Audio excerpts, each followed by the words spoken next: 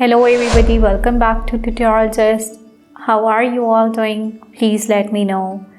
And either it's morning, evening, night, or any time of the day that you guys are having your cup of tea and you're looking for something informative, please tune into Tutorial Gist, subscribe the channel so that you can stay tuned to any informative video that can help you to excel.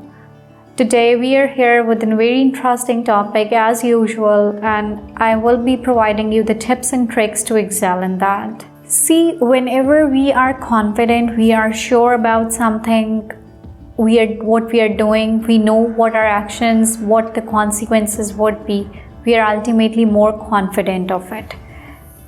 So, knowing that you're going to perform somewhere, you're going to grab an opportunity, it's important that you know that you are confident enough and that your body language depicts the well out of it.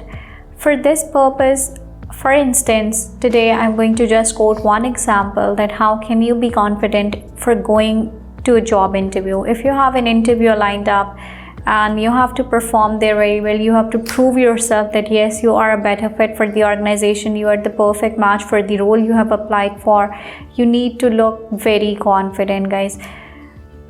When confidence and self-awareness, these are the two concepts that are interlinked, and just to be more sure of what you are doing, your body language should be louder than the words written on your resume. Resume is always a piece of paper. Yes, it has a great influence. On the basis of that online submission of the resume, you have received a call for the interview, but yet at the very same time, when you have been selected, it's done with the resume phase. Now it's you who's going to present, who's going to prove the facts that were stated on the resume, and unless you prove it, you are not able to get that job. You ultimately would lose it.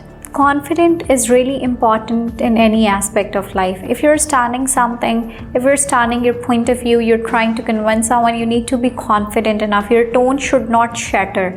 Rather, you should not be shouting, but your tone should not be even shattered enough that the other person actually examines that you're not even sure of what you are saying. The second key important element is that preparation is the key. To be more confident in your interview, you need to be very well prepared. Preparation doesn't mean that you cram all of the answers. It's just the preparation means practice. In my previous video, I have referred to the key important questions that could be asked in the interview. More or less, the questions would be related to those questions that could be asked in the previous video. So you can just tune into that video, and linking to that, it's very important that you prepare some certain questions and then you go ahead. Another important element is research about the company. Wherever you're going, you shall know which place is it, what services does it offer, what's its exact location, if there is any data available of the senior director members of the company, you shall know about them. These are the key aspects. If you know about the company, if you know about the role that you have applied for, you would ultimately be able to impress them that yes, you were interested in a certain opportunity, and that is why you have seen some common aspects of the organization. Understanding your role is another important aspect. The role you have applied for, you should have sufficient knowledge of that position. Just in case if it's a general application and you are just graduate and now you're looking for the job opportunities, then it's fine. Yes, it's good to go.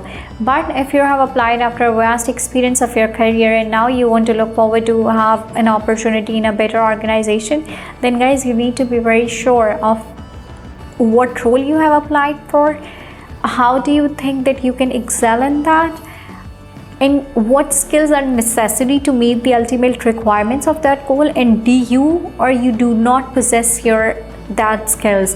This is actually related to self-awareness as well. I would be making video on the self-awareness or on the confidence level or on the career counseling as well, but as of now I'm just linking it that self-awareness and confidence are two interrelated parts.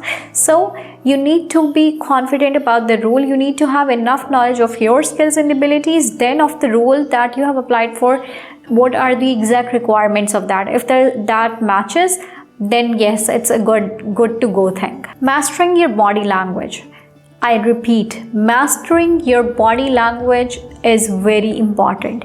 Whenever you're speaking to someone, if you're standing, please stand straight. If you're sitting, keep your back straight. Make an eye contact, your posture, the way you speak, the eye contact you maintain with them speaks louder than whatever you have done in your past. For example, if you have been working in a multinational firm and you're switching from one multinational firm to another, okay, fine, they agree to that you have been working in a renowned organization. But since you are switching, now what can be convincing to them is what do you have to offer them? It should be something very exceptional than the other candidates standing in line in order to have a better impression on them. Dress very well.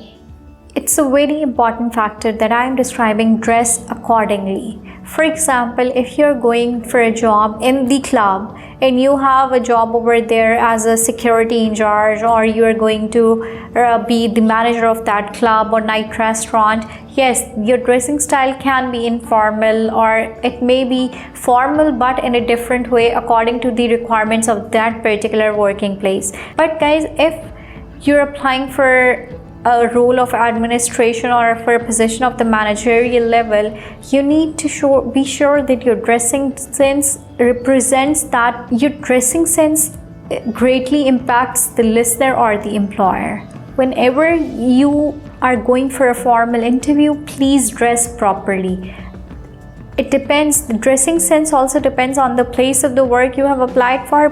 Maintaining that actual decorum, please keep into your mind that if you have dressed properly, if your hygiene is well maintained, if your nails are filed enough, if the clothes you have worn smells nice, they're clean enough, that is another important aspect that you could be a consideration for them. Last but not least, be optimistic. Give positive messages to your brain. Do not give negative messages to your brain. It actually shatters everything in your thoughts. When I am saying something, I'm trying to tell myself that yes, I can do it, I'm looking forward to do it, and if I make certain due efforts, I would be able to do it. But just in case, if I'm continuously telling my brain that I cannot do it, I would ultimately fail it. Please, it's very important that you give positive thoughts and positive messages to your brains. Positivity comes with practicing mindfulness. It could be exercising daily, it could be going for a walk daily, a healthy gym environment. There are multiple things that can add to being optimistic in your personality. Do follow any of it and stay positive. Okay, so this is the time for implementation of all the tips and tricks you have learned with me. And please do not forget to like, subscribe and share, just to keep on boosting your career opportunities, your career confidence, and a continuous journey of learning. Good luck.